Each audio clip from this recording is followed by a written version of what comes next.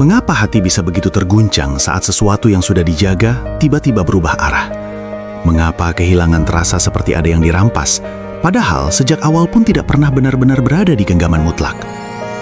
Seringkali, yang paling melelahkan dalam hidup bukan hanya peristiwanya, tetapi rasa bahwa semua semestinya tetap menurut kehendak diri.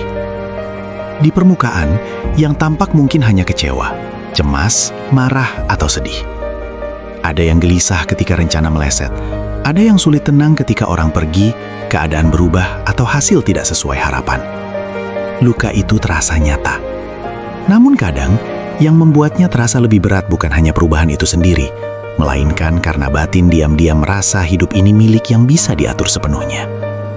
Di titik itu, perlahan terlihat satu kekeliruan halus. Manusia memang menjalani hidup, tetapi tidak memilikinya secara mutlak. Manusia mengalami alur, membuat pilihan, menyusun ikhtiar dan menanggung tanggung jawab, tetapi bukan pemilik penuh atas arus kejadian. Saat hati lupa posisi ini, ia mulai marah kepada kenyataan, seolah kenyataan telah melanggar wilayah miliknya. Barangkali karena itu, istirja terasa begitu dalam. Ucapan inna lillahi wa inna ilaihi roji'un bukan hanya dibaca saat kehilangan secara lahiriah, tetapi juga seperti cermin yang mengingatkan bahwa diri, keadaan, orang-orang yang dicintai, bahkan jalan hidup yang sedang ditempuh, semuanya berada dalam milik Allah. Begitu pula ketika lidah mengucap qadarullah, ada adab batin yang pelan-pelan menundukkan klaim diri.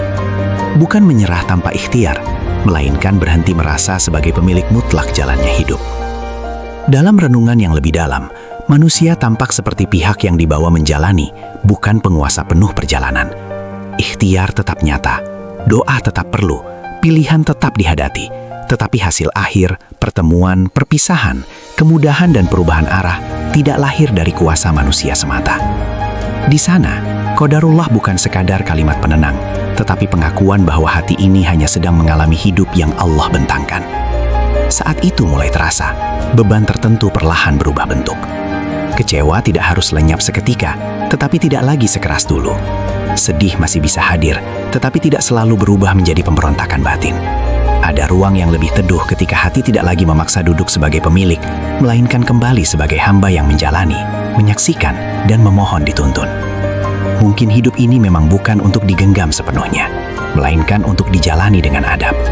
Dan kadang, ketenangan mulai datang saat hati berhenti berkata, ini milikku, lalu perlahan belajar menerima, ini qadarullah, dan aku sedang menjalaninya.